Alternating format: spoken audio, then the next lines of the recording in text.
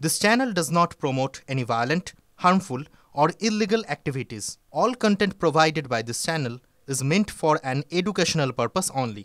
নমস্কার, দেখছেন টিভি9 বাংলা। আপনাদের সঙ্গে রয়েছি আমি শুভজিৎ মিত্র। আর এই মুহূর্তের বড় খবরের দিকে নজর রাখতে হচ্ছে। এবার খাস কলকাতা থেকে গ্রেপ্তার বাংলাদেশি যাদবপুর থেকে পার্কস্ট্রিট থানার পুলিশের হাতে গ্রেপ্তার বাংলাদেশি মহিলা। ধৃতের নাম শান্তা পাল। ধৃতের কাছ থেকে ভোটার কার্ড, আধার কার্ড, রেশন কার্ড উদ্ধার করা হয়েছে। ডিটেল নেব। সুশোভন আমাদের সঙ্গে রয়েছেন, আমাদের সহকর্মী। সুশোভন, এই মহিলা ইনি কবে থেকে এখানে থাকছিলেন? কলকাতায় কি ডেরা বেঁধেছিলেন নাকি রাজ্যের আরো কোথাও এ বা এর সাগরে দ্বারা ছড়িয়ে ছিটিয়ে ছিল? কি উদ্দেশ্যে আসা, কিভাবে পুলিশ তাকে তার নাগাল পেল? দেখো, পুলিশের কাছে গোপন সূত্রে খবর ছিল যে গলফগ্রিন থানার এলাকায় একজন মহিলা, তার কাছে বিভিন্ন ধরনের ডকুমেন্টস রয়েছে, কখনো বাংলাদেশি কখনো ইন্ডিয়ান ডকুমেন্টস। গোয়েন্দারা সেখানে পৌঁছায় এবং পৌঁছে যেটা জানতে পারে যে 2023 সাল থেকে এই মহিলা এখানে থাকা শুরু করেছে।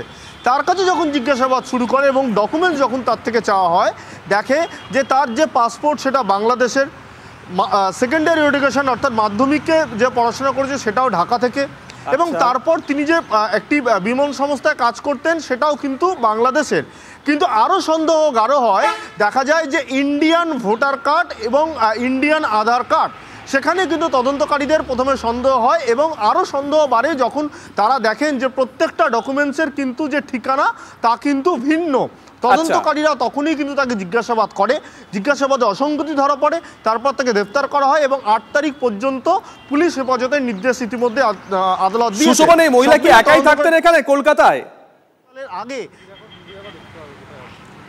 দেখো, এখনো পর্যন্ত পুলিশ সূত্রে খবর যে তিনি একাই থাকতেন, কিন্তু গোয়েন্দারা মনে করছেন যে 2023 সালের আগে থেকে তিনি কলকাতায় হয়তো তার যাতায়াত ছিল বা কারোর সঙ্গে তার যোগাযোগ রয়েছে। না হলে এতগুলো ডকুমেন্টস কি করে একজন ব্যক্তির কাছে চলে আসে, এমনকি ভিন্ন ভিন্ন অ্যাড্রেসে?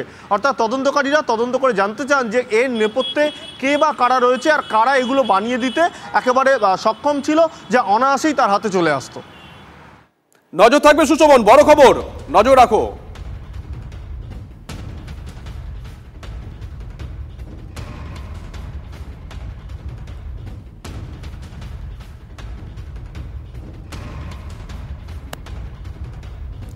গত 24 ঘন্টায় মোট 12 জন বাংলাদেশিকে অ্যারেস্ট করা হয়েছে। উদ্বেগের বিষয়, নজর থাকবে ধারাবাহিকভাবে আমাদের।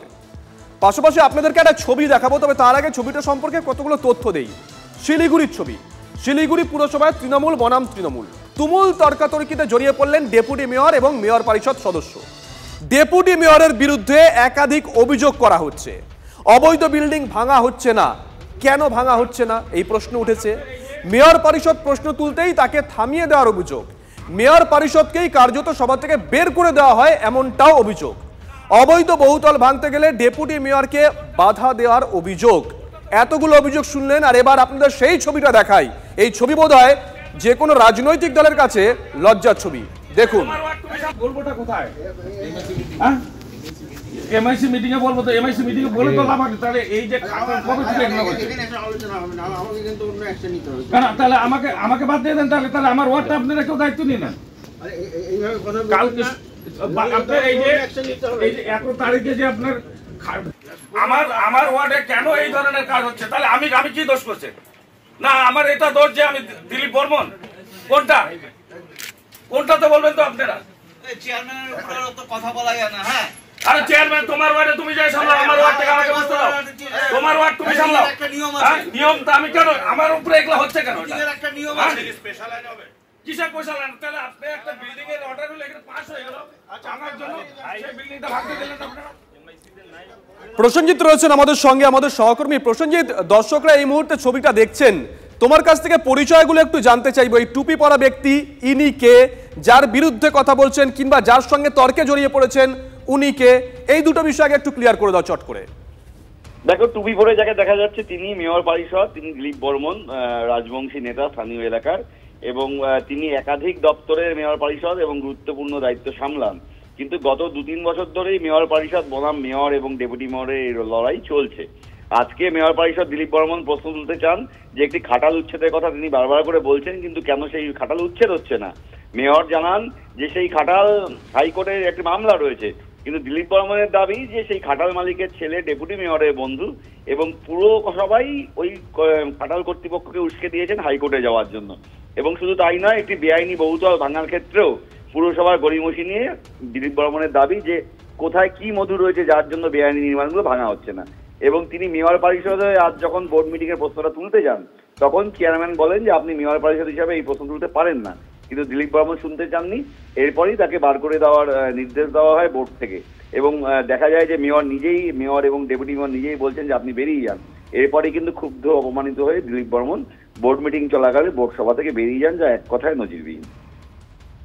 ধন্যবাদ প্রসেনজিৎ। অপমানজনক, অপমান তাদের। আমি কিন্তু রাজবংশীর ছেলে, কিন্তু 47টা কাউন্সিলরের মধ্যে আমি একজন রাজবংশী, কিন্তু আমাকে অবহেলা করা হচ্ছে আজকে না, যখন টিকিট পেয়েছি তখন থেকে। ইলেকশনেও হারানোর অনেক চেষ্টা করা হচ্ছে, সেটাও পারেনি। তার জন্য এর ফলাফল তারাই বুঝবে। ওয়ার্ডের বাসিন্দারা ডেভেলপমেন্ট আটকে গেলে আটকিয়ে দেখুক না, একটা কাজ বন্ধ করে দেখুক, একটা কাজ না হয়ে দেখুক, তারপর কি করব। যত ওয়ার্ডের পাবলিক আছে তাকে নিয়ে আমি টোটাল কর্পোরেশন ঘেরাও করে দেবো। ডেপুটি মেয়র, কারণ হচ্ছে যার খাটাল তার ছেলের সঙ্গে তার বন্ধু মানে সে গলায় বন্ধু, তো তার খাটাল নষ্ট হলে তো তার ক্ষতি হচ্ছে না। তো তাহলে ওখানে তাদের সঙ্গে যদি টাকা পয়সার লেনদেনই না থাকে, তাহলে খাটাল ভাঙছে না কেন? আজকে শিলিগুড়িতে যে কোনো ওয়ার্ডে গিয়ে এর বাড়ি ভাঙছে, ওর বাড়ি ভাঙছে, কিন্তু আমার ওয়ার্ডে কি? আমার ওয়ার্ডে আজ অবধি যতগুলো কমপ্লেন করা হয়েছে, আজ অবধি কোনো সেটা দেখে কোনো কাজ করেনি। আমি যদি অন্যায় কমপ্লেন করি, ডিপার্টমেন্ট যাচ্ছে তো গিয়ে দেখে সেই হিসাবে কাজ করুক। কিন্তু আমার অন্যায় নাই, কিন্তু আমাকে অন্যায় সাবুত করবা, তোমরা এলাকার মানুষের কাছে খারাপ করবা, আমি এটা হতে দেবো না। হাইকোর্টে একটা মামলা হয়েছে ওই খাটাল নিয়ে, তো হাইকোর্টের মামলা হলে পরে সেটা নিয়ম অনুযায়ী হাইকোর্টের যে গাইডলাইন সেটা মেনেই সময় মতো উচ্ছেদ করা হবে। এবং সেটা নিয়ে যা পদক্ষেপ নেওয়া হয়েছে 12 তারিখে হিয়ারিং আছে, সেটা কোর্টের ডাইরেকশনে হচ্ছে। কমিশনার ম্যাডাম সেটা ডেকেছেন।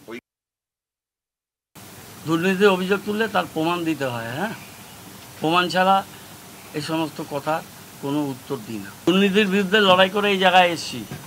হ্যাঁ, দুটো দপ্তরে ক্যাবিনেট মিনিস্টার থাকার পরে এখানে এসেছি।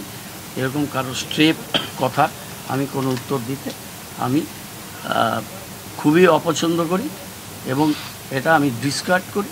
কারো যদি কোনো থাকে স্পেসিফিক, তাহলে সেটা স্পেসিফিকভাবে স্পেসিফিক জায়গায় বলা উচিত। মানে একবার ভেবে দেখুন, এগুলো হয় তৃণমূলের টিকিটে জেতা একজন মেয়র পরিষদ সদস্য, তিনি বোর্ড মিটিংয়ে তৃণমূলের টিকিটে জেতা মেয়র এবং ডেপুটি মেয়রের বিরুদ্ধে অভিযোগ তুলছেন এবং তাকে সেখান থেকে বের করে দেওয়া হচ্ছে। যাই হোক, কোথাকার জল কোথায় গড়ায় নজর থাকবে।